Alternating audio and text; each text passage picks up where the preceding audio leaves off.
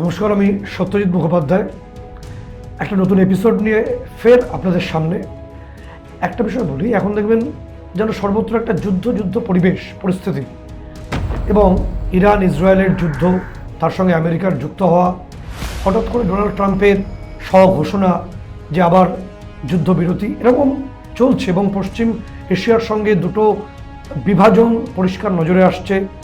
একদিকে America NATO গোষ্ঠীভুক্ত দেশ, অন্যদিকে ইরানের পাশে রাশিয়া, চীন বা আরও অনেক দেশ রয়েছে। এই বিভাজনটা চোখে আসছে। তারই মধ্যে এই এপিসোডটাতে আমরা জানাবো যে একটা এমন ঘটনা ঠিক সাম্প্রতিক সময় ঘটেছে। ভারতবর্ষের এয়ার ডিফেন্স সিস্টেমকে চ্যালেঞ্জ করা হয়েছিল এবং চ্যালেঞ্জ করেছিল পৃথিবীর একটি মহাশক্তিধর দেশ এবং তার সঙ্গে আরও একটি দেশ। তবে বিশেষজ্ঞরা বলছেন তাদের মুখে ঝামা ঘষা হয়েছে। যারা টেস্ট করতে এসেছিলেন ভারতের এয়ার ডিফেন্স সিস্টেম ঠিক কতটা শক্তিশালী, তারা কার্যত নাস্তানাবুদ হয়েছে। সেই তথ্যটা আপনাদের সামনে আজকে তুলে ধরবো এই এপিসোডে, একটু মন দিয়ে শুনবেন। প্রথমত সেই ঘটনাটা কথা মনে করিয়ে দিই। গত 14ই জুন একদম শান্ত কেরালা, হঠাৎ করে দেখা গেল যে পৃথিবীর অন্যতম সেরা ফাইটার জেট, যেটার পোশাকি নাম কি, যার পোশাকি নাম F-35B লাইটনিং 2, এই ফাইটার জেটটি এটি লকহিড মার্টিন কোম্পানির তৈরি, অর্থাৎ আমেরিকান অ্যারোস্পেস কোম্পানি লকহিড মার্টিনের তৈরি। এবং এই লকহিড মার্টিনের এই ফাইটার জেটটি এটি স্টেলথ, পৃথিবীর সবথেকে দামি অদৃশ্য ফাইটার জেট দাবি করে আমেরিকা। মাত্র 6টি দেশকে আমেরিকা এই ফাইটার জেটটি বিক্রি করে বা চুক্তিবদ্ধ। কোন কোন দেশ আছে এই তালিকায়?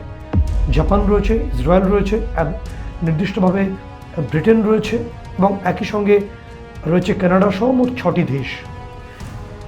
হঠাৎ করে কেরালায় এবং কেরালার যে তিরুবনন্তপুরমের যে এয়ারপোর্ট, সেখানে এমার্জেন্সি ল্যান্ড করলো এই অত্যন্ত ব্যয়বহুল, দামি, সারা বিশ্বের কাছে অদৃশ্য ফাইটার জেটটি, যেটি ব্রিটিশ রয়্যাল নেভি থেকে উঠছিল ওই সময়। কখন ল্যান্ড করলো, কখন এমার্জেন্সি ল্যান্ডিং করলো? ঠিক রাত 9:30টায়।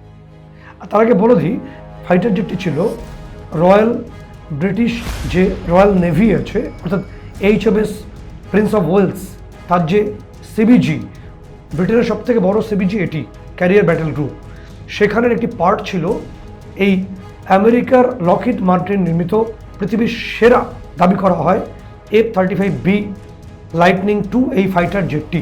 এবং যখন এই সিবিজিটা একদম সুয়েজ ক্যানেল হয়ে ভারত মহাসাগরে প্রবেশ করছিল, তার আগে ভূমধ্যসাগরে ছিল, সুয়েজ ক্যানেল হয়ে ভারত মহাসাগরে প্রবেশ করলো। ভারত মহাসাগরে প্রবেশ করার পর সিবিজি থেকে এই ফাইটার জেটটি উড়ে যায় ঠিক আমাদের ভারতবর্ষের নিচে শ্রীলঙ্কা এবং তার একটু নিচে ডিয়েগো গার্সিয়া বলে একটি দ্বীপ আছে, যেখানে ব্রিটেন এবং আমেরিকার যৌথ সামরিক ঘাঁটি আছে। সেখানে রিফয়েলিং করে এই ফাইটার জেটটি, রিফয়েলিং করে আবার উঠতে শুরু করে। এটির গন্তব্য ছিল সম্ভবত ইরানের দিকেই এবং এটা ভারত মহাসাগরের উত্তর প্রান্ত থেকে উঠতে থাকে। এমনি ঠিকই ছিল। টুইস্ট আছে এখানে একটা, যে টুইস্টার সঙ্গে আসল ষড়যন্ত্র নাকি ওয়েস্টার্ন কান্ট্রিজগুলোর মুখে আবার ঝামা ঘষা হলো ভারতের এয়ার ডিফেন্সকে পরখ করতে এসে, সেই তথ্যটা লুকিয়ে আছে এই টুইস্টের মধ্যে। সেই টুইস্টটা কি? টুইস্টটা হলো এই যে ফাইটার জেটটি, পৃথিবীর অদৃশ্য ফাইটার জেট, সবচেয়ে ব্যয়বহুল, মাত্র 6টি দেশের হাতে এই ফাইটারটি আছে এবং এটি হাতে থাকার মানে শত্রুপক্ষকে নাস্তানাবুদ করা যাবে, তার রেডার সিস্টেমকে মুহূর্তের মধ্যে ধ্বংস করে দেওয়া যাবে। সেই ফাইটার জেট F-35B লাইটনিং 2, সেটি হঠাৎ করেই ভারত মহাসাগরের উত্তর দিকে উঠতে হঠাৎ করে কেরালার মালাবার কোস্টে চলে এলো। অনেকের মনে হতে পারে যে হয়তো ভুল করে চলে এসছে, ভুল পথে চলে এসছে, হতে পারে, এটা তো মনে হওয়া। কিন্তু এখানে একটা অন্য স্ট্রং যুক্তি উঠে আসছে। যখন আমাদের যে কোনো দেশের ক্ষেত্রে এটা নিয়ম যে আমাদের যখন এক্সক্লুসিভ ইকোনমিক জোনে কোনো বিদেশি বিমান প্রবেশ করবে, তাকে আমাদের অনুমতি নিতে হবে। এটা একটা মহাসাগরের 200 নটিক্যাল মাইলের পর্যন্ত এই EEG অর্থাৎ এক্সক্লুসিভ ইকোনমিক জোন থাকে। প্রত্যেকটি দেশেরই আছে, আমাদেরও আছে।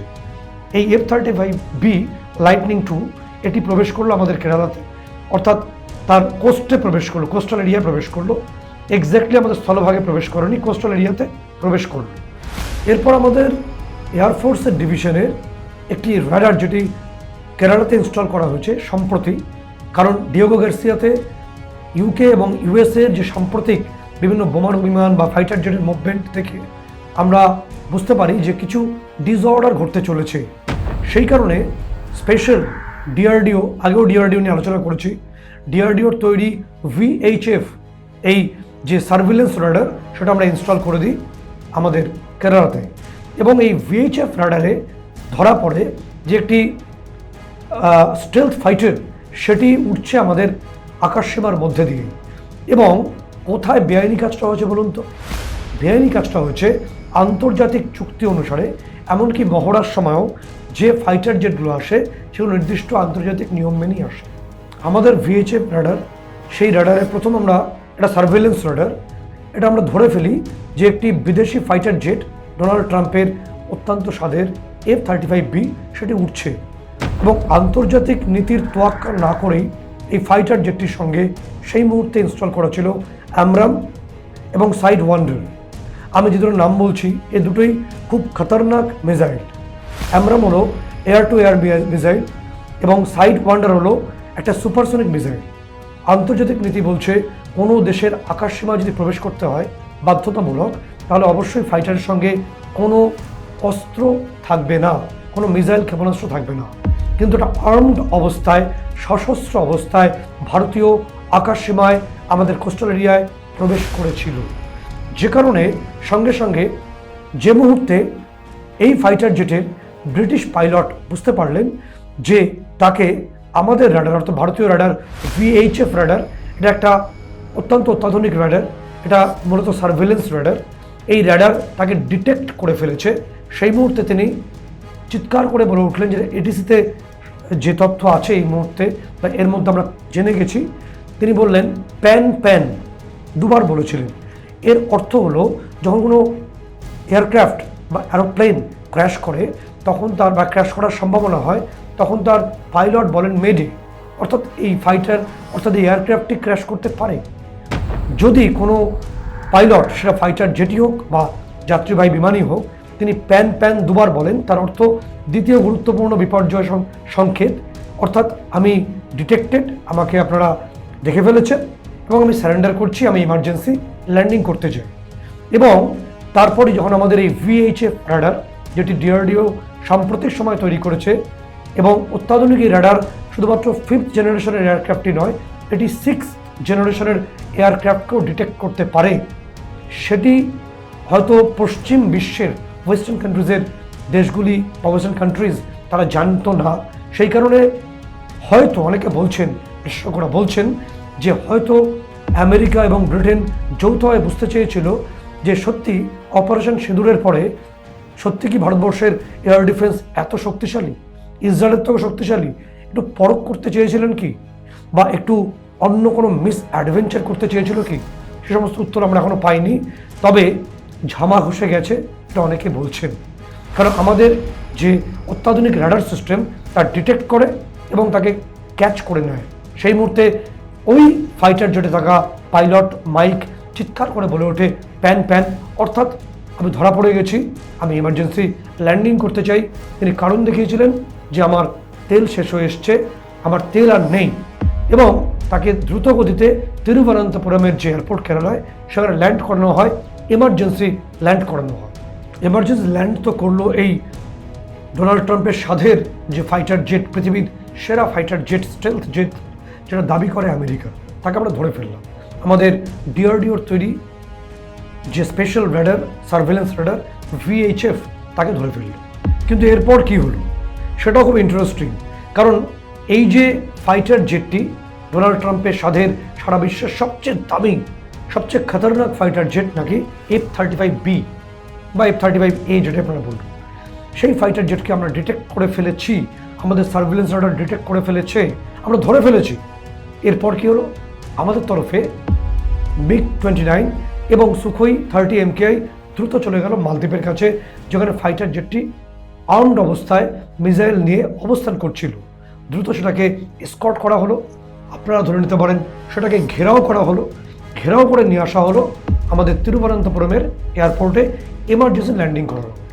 এরপর নির্দিষ্ট প্রথামাফিক আন্তর্জাতিক নিয়ম অনুসারে আমরা আমাদের তরফে ওই ফাইটার জেটের পাইলটকে আমরা ফুয়েল অফার করলাম, এবং আমরা যেটা পাইলট বলেছিলেন এডিসির কাছে যে ফুয়েলের সমস্যা হচ্ছে, আমরা ফুল ট্যাঙ্ক ফুয়েল দিলাম, অর্থাৎ একদম পরিপূর্ণভাবে আমরা তেল ভরে দিলাম। এরপর দেখা গেল যে ফাইটার জেটটি এরপরও টেক অফ করতে পারছে না, অর্থাৎ সেটি উঠতে পারছে না। কারণ কি? পাইলট মাইক বললেন যে ওই ফাইটার জেটের হাইড্রোলিক সিস্টেমে, ইঞ্জিনের যে হাইড্রোলিক সিস্টেম থাকে সেটি সমস্যা করছে, ব্রেক প্যাডেলও সমস্যা হচ্ছে, যে কারণে টেক অফ করা যাচ্ছে না। ভালো কথা।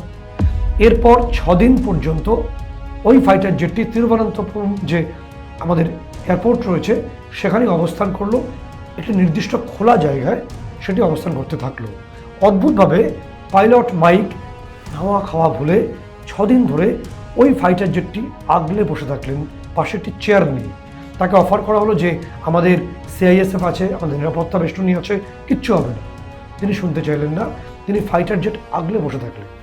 এরপর 6 দিন পরে একটি স্পেশাল হেলিকপ্টার, যেটিকে বলা হয় সিহক, এই সিহক হেলিকপ্টার, যেটি রয়্যাল নেভি ব্রিটেন থেকে এলো, সেই সিহকে একজন স্পেশাল পাইলট আসলেন যিনি এ বিষয়ে দক্ষ।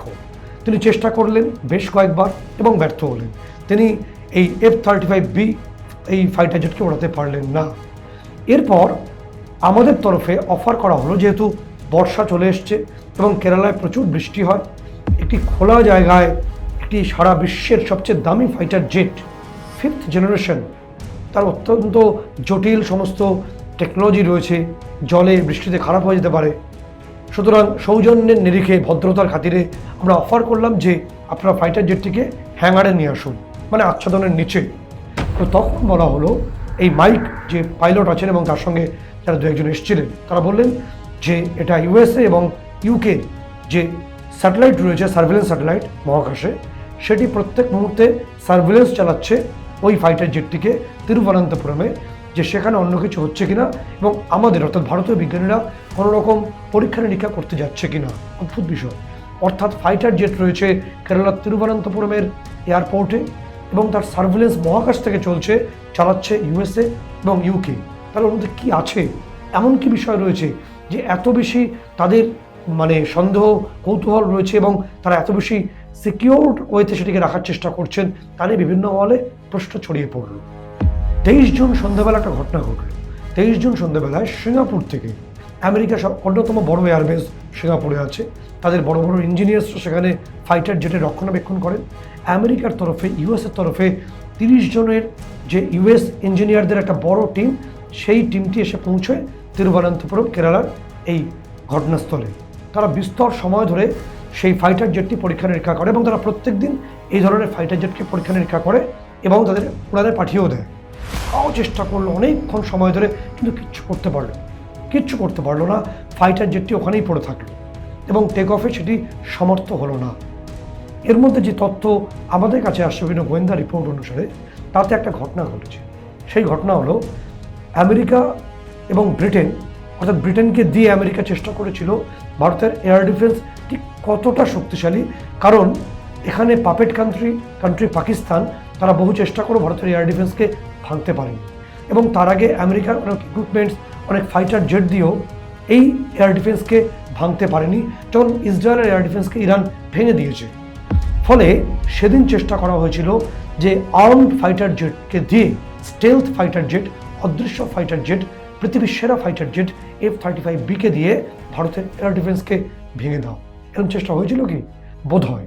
এবং সেই কারণেই যে ছবিটা আসছে, যে আমাদের VHF যে সার্ভেলেন্স রাডার আছে, সেই রাডার একটি ঘটনা ঘটিয়ে ফেলেছে। সেই ঘটনাটা হলো ট্র্যাক অ্যান্ড লক। এটাই ডিফেন্স টার্মে বলা হয় যে কোনো ফাইটার জেট, যেটা স্টেলথ যদিও হয়, তাকে যদি আমাদের এই VHF যে surveillance radar track and lock একবার করে দেয়, তাহলে সেই ফাইটার জেটটির এমন ক্ষতি হবে ইন্টারনাল সফটওয়্যার এবং হার্ডওয়্যার সিস্টেমে, সেটিকে আর ওড়ানো সম্ভব নয়, সেটি আর টেক অফ করতে পারবে না। হয় সেটিকে জাহাজে করে নিয়ে যেতে হবে, অথবা সেটির পার্টস খুলে খুলে নিয়ে যেতে হবে। ভারতবর্ষের এই রাডার সিস্টেম পরখ করতে এসে কি একদম পরম শক্তিধর দেশ, মহাশক্তিধর দেশের মুখে আবার ঝামা ঘষা হলো, আবার তাদের মুখ পুড়লো। খুব সংক্ষেপে আমি ভারতবর্ষের র্যাডার সিস্টেম নিয়ে খুব চট করে দুটো কথা বলে দিই। ভারতবর্ষের হাতে যতগুলো র্যাডার আছে তার মধ্যে সবথেকে উল্লেখযোগ্য হলো ভেরোনিচ। রাশিয়া থেকে আমরা নিচ্ছি, আমাদের এগ্রিমেন্ট হয়ে গেছে। এই ভেরোনিচ র্যাডার 5টি আমরা হাতে পাচ্ছি। এই ভেরোনিচ র্যাডার প্রায় 3500 কিলোমিটার পর্যন্ত তার সার্ভেলেন্স চালাতে পারে এবং আমাদের নিজস্ব প্রযুক্তিতে তৈরি ইন্দ্র র্যাডার, এই ইন্দ্র র্যাডার ভারতবর্ষের হাতে ইতিমধ্যে আছে বেশ কয়েকটি। পরিষ্কার করে বললে আপনারা বুঝতে পারবেন, যদি ইন্দ্র র্যাডারকে আমরা আমাদের শিলিগুড়িতে ইনস্টল করি, তাহলে ভিয়েতনামে যদি কোনো ঘটনা ঘটে বা দক্ষিণ চীন সাগরে কোনো অ্যাক্টিভিটিস হয় আমরা জানতে পারবো।